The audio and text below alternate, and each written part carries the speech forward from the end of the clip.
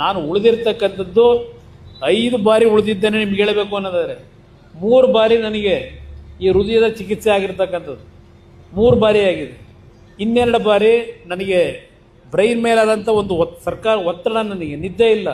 ದಿನಕ್ಕೆ 2 ಗಂಟೆ 3 ಗಂಟೆ ನಾನು ನಿದ್ದೆ ಮಾಡ್ತಕ್ಕಂಥ ಹವ್ಯಾಸ. ಕಾರಣ ಏನು ಅಂದರೆ ಬೆಳಗಿನ ಜಾವ 3 ಗಂಟೆ 4 ಗಂಟೆವರೆಗೆ ಹಳ್ಳಿ ಸುತ್ತತಕ್ಕಂಥ ಒಂದು ವಾತಾವರಣ ಏನಿತ್ತು ಹೋಗಿದ್ದೇನೆ. ಜನ ಕಾದು ನನಗೇನು ಆಶೀರ್ವಾದ ಮಾಡ್ತಾ ಇದ್ರಿ, ದೇಹಕ್ಕೆ ದಂಡನೆ ಕೊಟ್ಕೊಂಡ್ಬಿಟ್ಟಿದ್ದೀನಿ. ನಾನು ಭಾಳ ದಂಡನೆ ಕೊಟ್ಕೊಂಡಿದ್ದೇನೆ. ಕಾರಣ ನನಗೋಸ್ಕರ ಅಲ್ಲ, ಈ ರಾಜ್ಯದ ಜನತೆಯ ಬದುಕನ್ನು ಸರಿಪಡಿಸಬೇಕು ಅಂತ ಹೇಳಿ.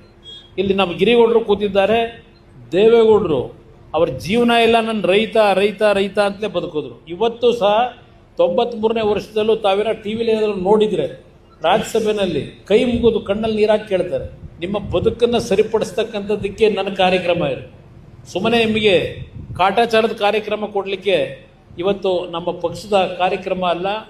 ದಯವಿಟ್ಟು ಒಂದು ಅವಕಾಶ, ಯಾವುದೇ ರೀತಿಯ ಸಂಶಯ ಪಡದೆ, ನಮ್ಮ ಮೇಲೆ ಅನುಮಾನಗಳು ಪಡದೆ, ಒಂದು ಬಾರಿ 5 ವರ್ಷದ ಸರ್ಕಾರ ತರಲಿಕ್ಕೆ ನಿಮ್ಮ ಆಶೀರ್ವಾದ ಬೇಕು. 5 ವರ್ಷದ ಸರ್ಕಾರ ಬಂದರೆ ಇಡೀ ದೇಶದಲ್ಲಿ ಯಾರೂ ಮಾಡಲಿಕ್ಕೆ ಆಗದೇ ಇರತಕ್ಕಂಥ ಯೋಜನೆಗಳನ್ನು ಈ ರಾಜ್ಯದಲ್ಲಿ ತರಲಿಕ್ಕೆ ಸಾಧ್ಯ ಇದೆ.